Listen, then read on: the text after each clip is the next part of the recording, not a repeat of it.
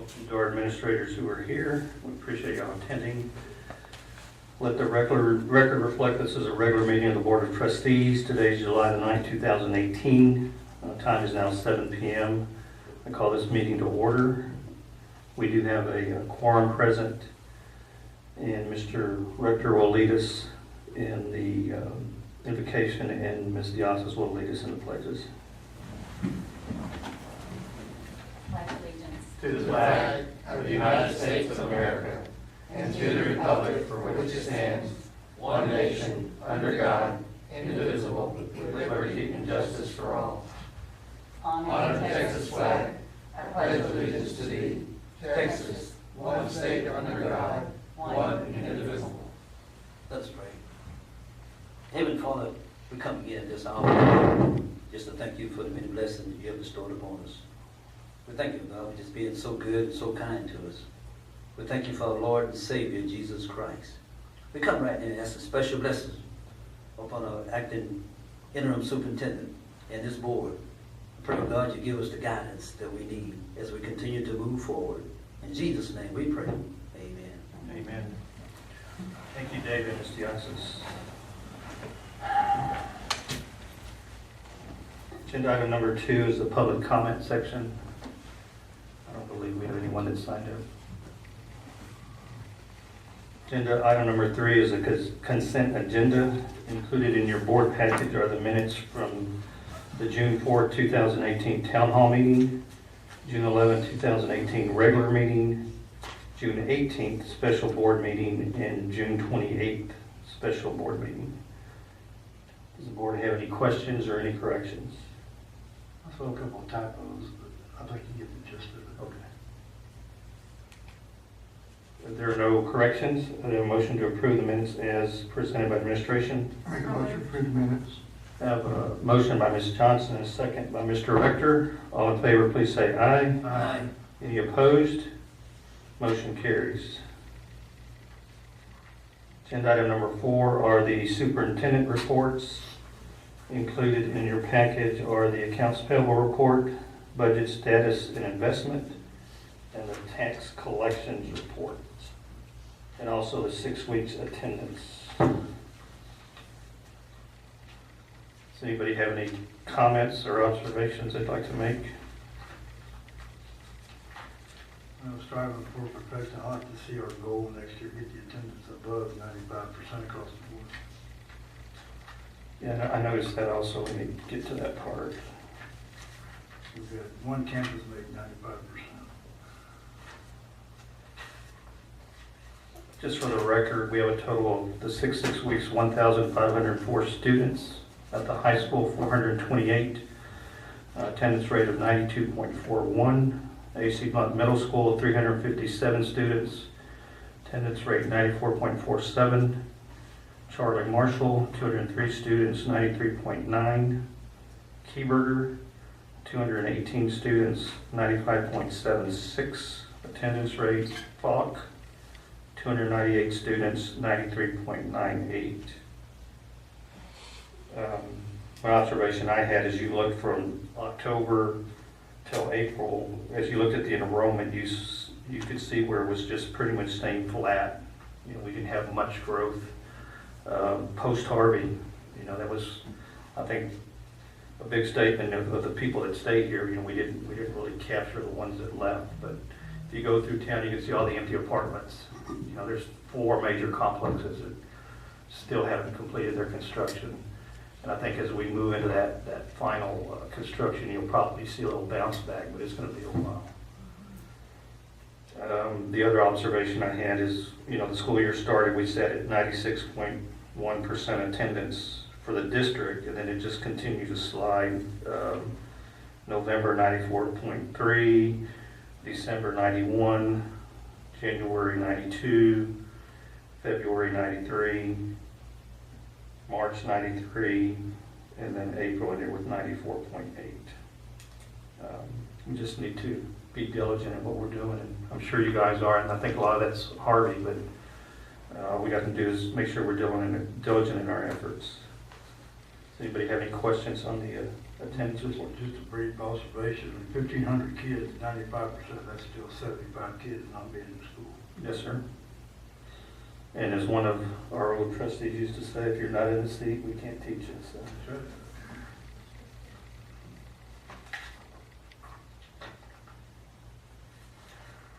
Agenda number 5 is an update on the implementation of the standard response protocol. Stansbury? We included a little bit of information that Mr. Mingus had provided, that we have, right now, we have 3 administrators that are going to go to a training session in San Marcos. It is being provided by the I Love You Guys Foundation.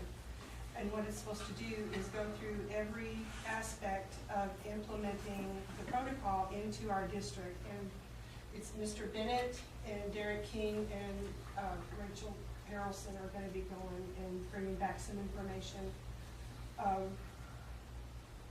We have a meeting scheduled with Lynn Pierce on Friday, and I'm going to count on him to help us get our plan documented and put on paper, so we'll know who our team is. Right now, nothing's on paper.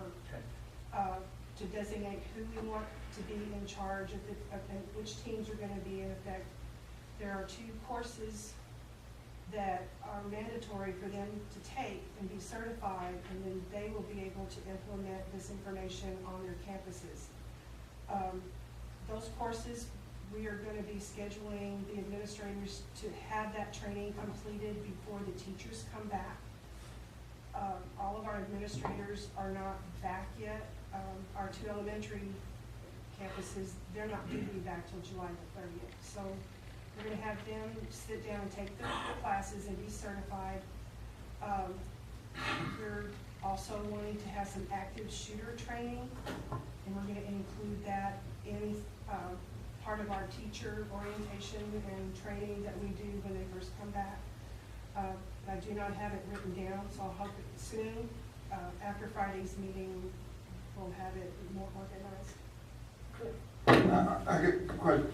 So, the other administrators that aren't gonna go through training in August, Mr. Bennett, Ms. King, Ms. Harrelson, and Jason Bro on the list are gonna go, are they gonna be able to come back and train the other administrators and get them, are they gonna be able to, they're qualified to certify them?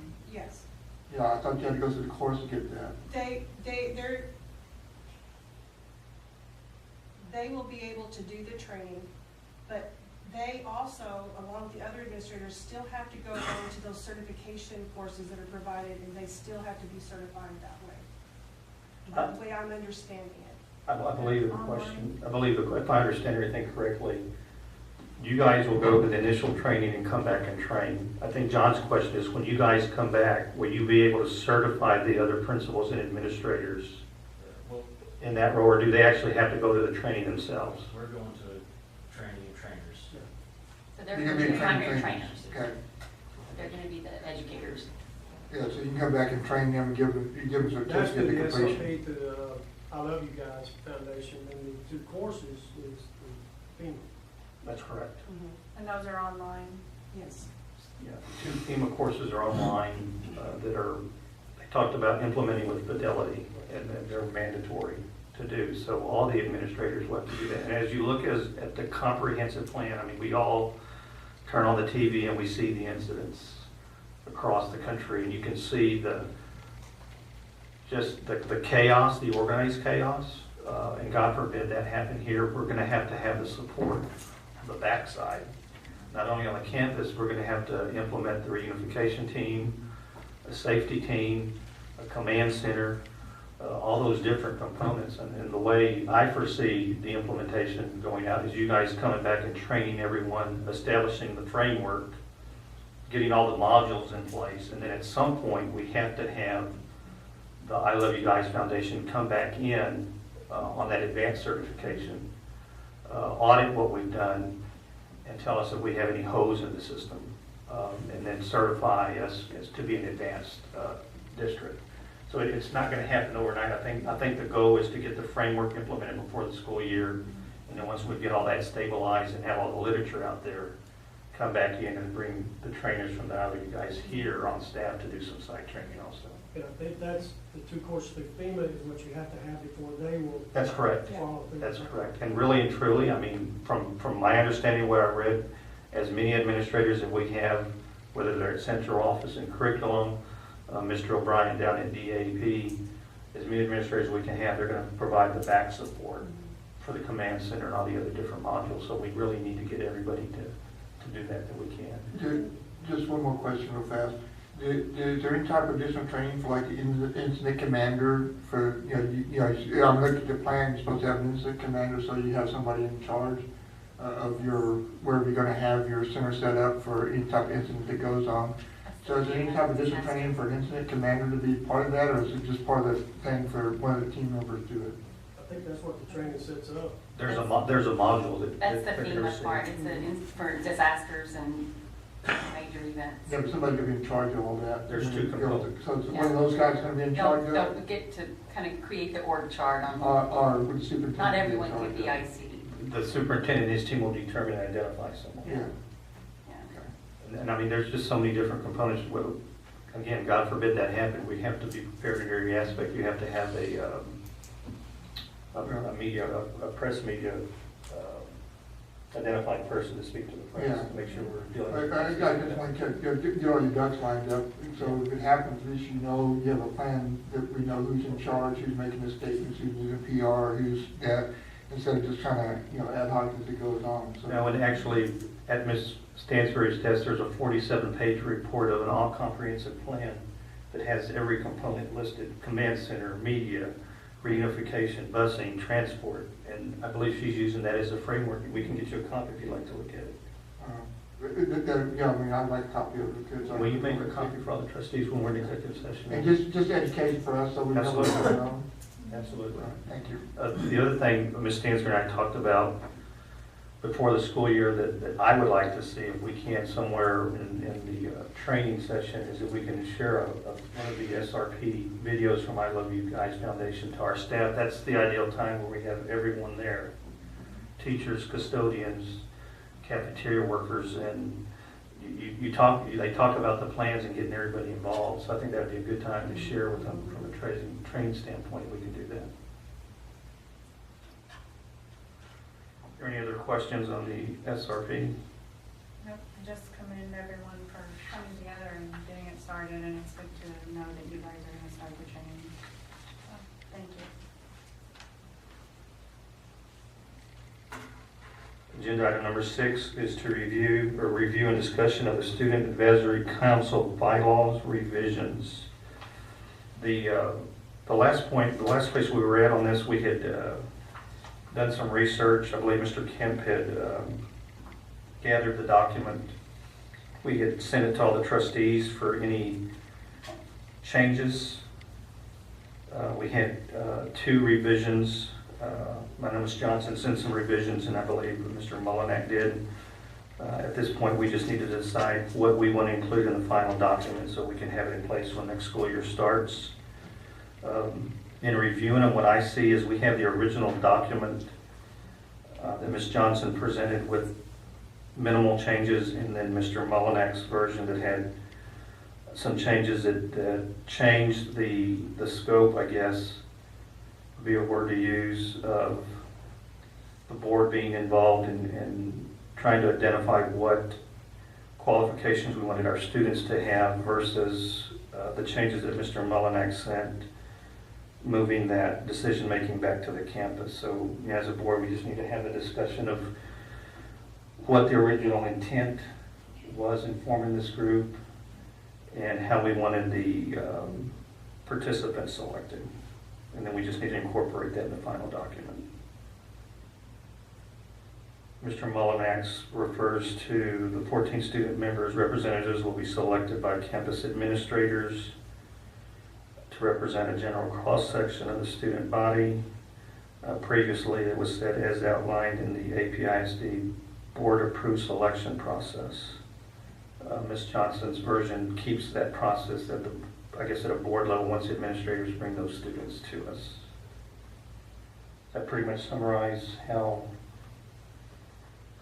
differences. Scope was the two differences were. Yeah, or I think that this should at least include the selection process. Identify the, Identify the processes too. and you You know, guys, whether it's teacher recommendation, student inquiry and putting themselves up for the position, are we gonna interview, you know, just things like that. Just break it down. My only question on it is it's outlined by the APS ID board policy, and I think we just voted on disapproving the ones they got, that we can really have a policy to decide who's going to be selected, because the administrators kind of selected the people to be on that committee, and we approved them. And we didn't really have a set board policy for doing that, so that's why I put down, back like the administrator's still going to select them, but, we could add on there that, but then you guys select them and we'd approve them, bring it to the board for approval. I think I'm hearing Veronica say we need to be more specific. Out of the 14, 5 need to come through junior high, X needs to come through high school. We need each class represented in some value, girl, boy, a balance, not just, they need some guidelines of Process. If we want to get that specific, give them guidelines on who of the 14. We don't have to necessarily give them names, but at least a process. We don't overload it with a bunch of seniors that don't have vested interest on the decisions we make the next year. Logic behind Well, what you're doing. Do y'all have something? Yeah, we presented a whole selection process last year when we did all these things that you're talking about. Yeah. It just got, with the storm, it got condensed. But we had a drawn out application process, teacher input, it would have gotten to an interview, all of those things you're talking about, but that's up to you. And it's not actually Need to implemented include it in here is all I'm Yeah. asking. Oh, okay, Because we probably have that. I can get And that's what I did talk to Victor Yeah. about, that we did Okay. have a process, so I would just wanted to make sure that that's To included make sure it's the here. one that y'all, the one you wanted, okay. It does say that two students from every class will be represented for grades 6 through 12. But if we don't put it in, That's already in there already. It can change from year to year, and then Yeah. the students aren't gonna know what to expect as far as the process, so if we include it in here, it's, I'll get it to Bud. okay. what Ms. Cantor, we can do, if Mr. Bennett will get that draft to Blaze and then incorporate it in this document and then send it to me, and then we'll get it back to the trustees again and let them look at it, and they'll respond yea or nay, and then at that point, we'll know whether we have a final draft or not. That work for everybody? Am I hearing that we're not necessarily wanting to approve the children on the list? We just want to make sure they hit the criteria? Yes. Right, okay. Yeah, All right. I don't think it's our job to Right. take these over. Right, okay. You guys are going to do that, we just got to approve it, so.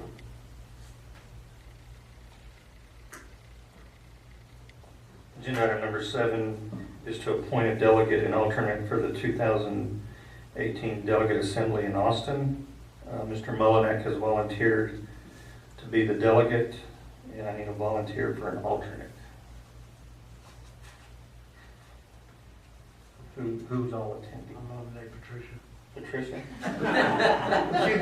She was the primary last year, so, That's what you get when you're not here. I have a motion to appoint Mr. Mullineck as the delegate for the 2018 TASB Assembly and Ms. Branch as the alternate. Do I have a motion? Second. Terry. Mayor made the motion, a second by Mr. Rector. Yeah, I thought somebody else said it. All in favor, please say aye. Aye. Any opposed? Motion carries. She's getting it when she gets back. She actually likes it. She does like it.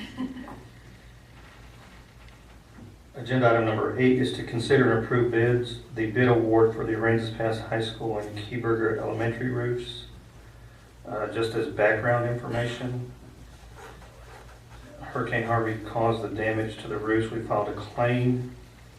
Insurance company has approved partial replacements of both roofs. The total insurance allowance is $808,089. Previous meeting, we directed administration to go out for bids for the total replacement of the roofs, not the partial replacements, knowing that we would have to fund the difference. The bids have come back. The total roof replacement for both campuses is $1,239,000, less the insurance allowance of $808, left a net difference of $430,911. It's important to note that in the bond, we had allocated money to do some roof replacements before Harvey hit, knowing that we had some old roofs that needed to be replaced. So if we approve this, the net difference would come out of our bond money, would not come out of our fund balance. The question could be, or I guess the argument could be made, why replace Keyberger's roof in its entirety when we're moving the elementary schools? I think the rationale in the past with the board was that Keyberger would be left intact if we needed space for overflow due to growth. The current elementary school was built with just our current enrollment, so if we do have any growth, we're going to have to be looking for a place to place those students.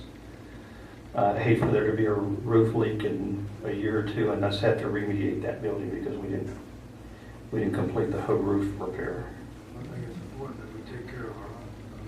Absolutely. Do we know how much did the insurance pay for Keyberger replacement? Can we break down from that? I haven't put that in. Yeah, it's in the package.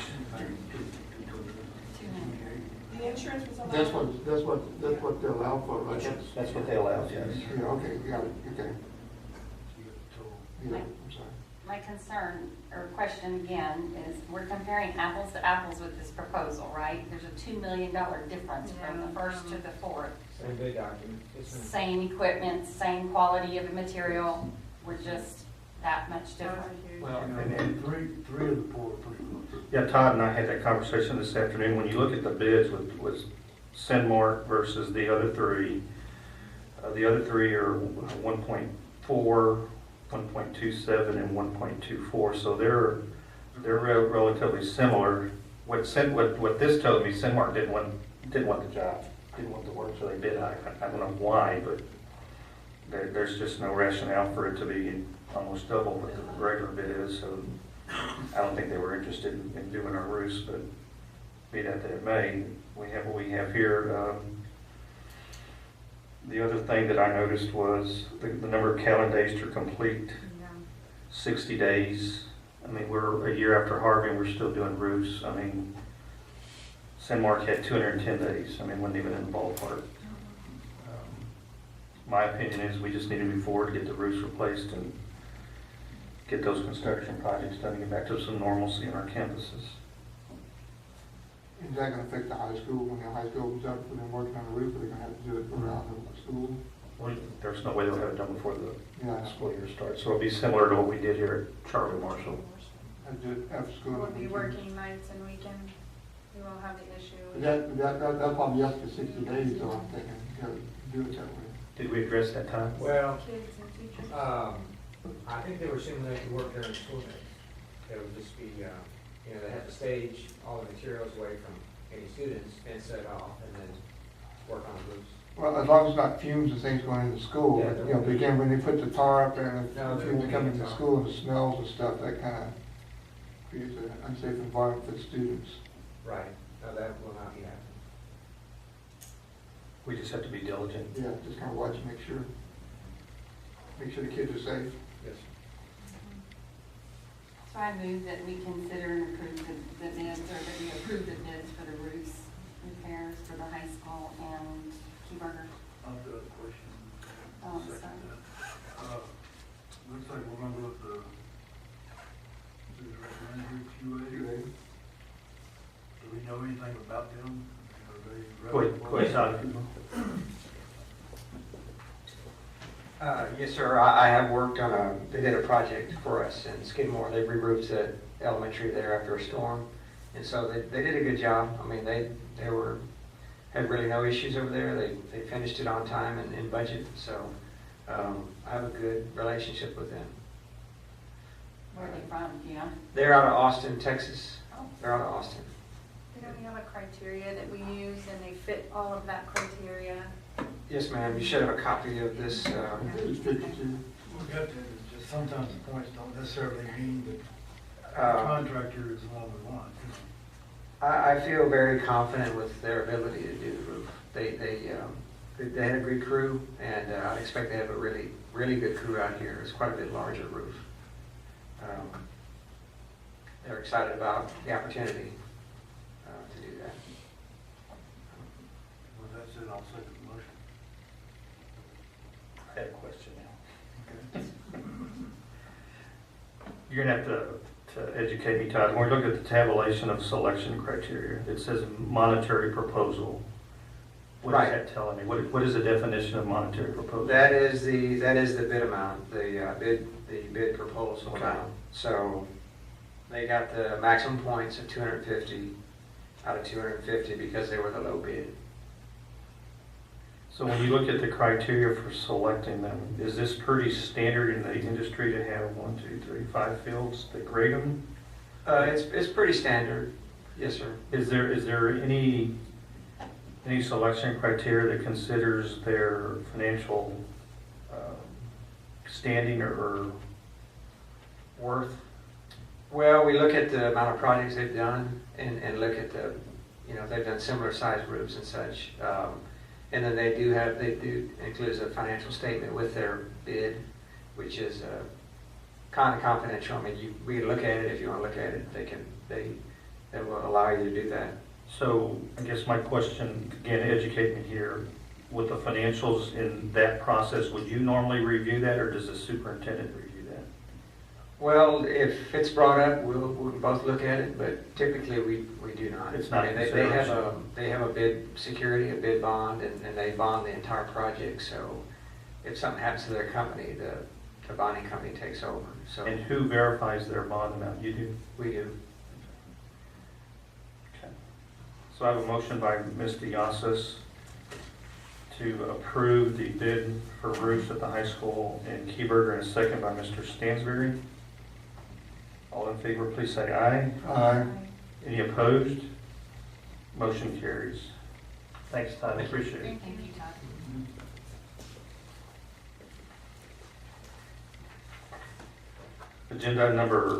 Item number 9 is discussion. Time to set aside for a board member to address any topics for future meetings. I got one, I'd like to feature is a report on our drug policy. We used to get it once a year on how our testing went, how many kids were affected, whatever. Make sure that program is still doing what it's supposed to do. Yeah, Mr. Stansberry, and if, on that drug report, Mr. Stansberry's, Ms. Stansberry, Mr. Stansberry, I've never said that before. My name right here, like. And if we can include in that, not only the statistical data, but if we can have the coordinator that's actually in charge of the program, come and present to the board steps A through Z, and who's all involved in that process. So we can have a better understanding of what we're doing with our drug testing program. And also for next board meeting, I like the MOU that we have for the SRO. We need to get sure that's finalized before school starts. So we need to make sure we get a final copy of that. I think Buddy said it back at the city for their review for some changes we made. Make sure it gets back on our plate so we can approve it. And then along with the Student Advisory Council, so to make sure we get both those approved before school starts in August. Yeah, just for board information, Blaze and I believe the board sent any changes they wanted to the MOU. You got those changes and incorporated them for the chief and sent it back to them for them to review and make sure they were okay. Once he gives us feedback back, we're going to bring it back to the board, or if he had any concerns or changes, then we're going to bounce it back and forth. So we started, I guess, last week or week before last. We should be waiting to hear back from him. No, I have not sent the changes back to him yet. Okay. So those will be sent to him, and then we'll get them back and hopefully Okay. those changes. Will you make sure to send me an email when you get that completed? Yeah, I'd like to have something before we go back to school, so we have something on the shelf. Are there other items? So we got the drug testing policy, the MOU, and the SAC. Okay. Agenda item number 10 is to convene in closed session. I got one more item too. I'm gonna bring up, I'm a stickler on appearance, like your cover appearance for your school.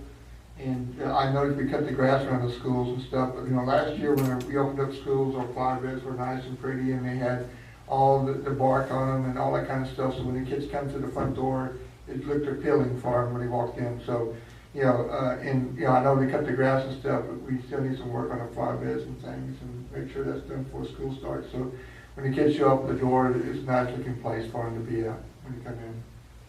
Okay, that reminds me, the dirt pile. What is that? You know, Get that. It's an eyesore. Yeah. And I think it was in one place and we just moved it to another place for it just to grow more weeds and What be is it? obstructive. It's, So, What's the we've purpose? got to be careful about it's not posted on here, but just real quick, the last update Mr. Kemp gave us was it was going to be used as a obstacle, It's supposed to be physical Public training for the coach. students. Obstacle. It's an incline training for speed for athletes that, when they had the extra dirt, and I asked if we could make it into a hill, okay. because it's science, 10-degree incline, helps you get faster. Okay. Love the concept, hate the location. yep, Stay. it's an eyesore. We're trying to clean up the district.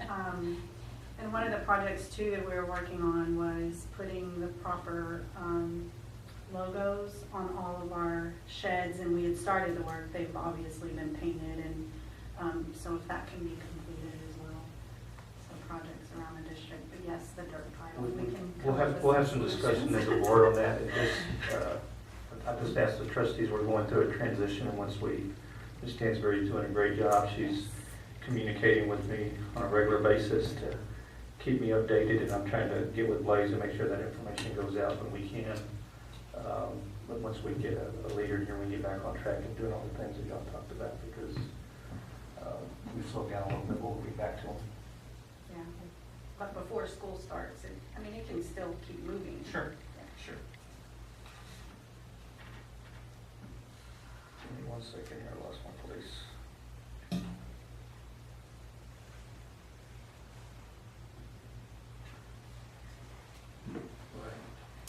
To convene in executive session as authorized by the Open Meetings Act, Government Code 551.001, concerning any and all purposes permitted by the Act, sections 551.071.129.074, consideration of candidates for interim superintendent, including possible telephone consultation with legal counsel, sections .074, discussing personnel or hear complaints against personnel, subsections A, new hires, B, resignations, sections 551.082, .0821, .083, and the time is now 7:33. We'll convene an executive session after a 5-minute break. Reflect the time is now 8:26. The board has convened in open session. Do I have a motion to approve the registrations and new hires as presented by administration? So moved. I have a motion by Ms. Diasas and a second by Ms. Johnson. All in favor, please say aye. Aye. Time is now 8:26. With there being no other business before this board, the meeting is adjourned.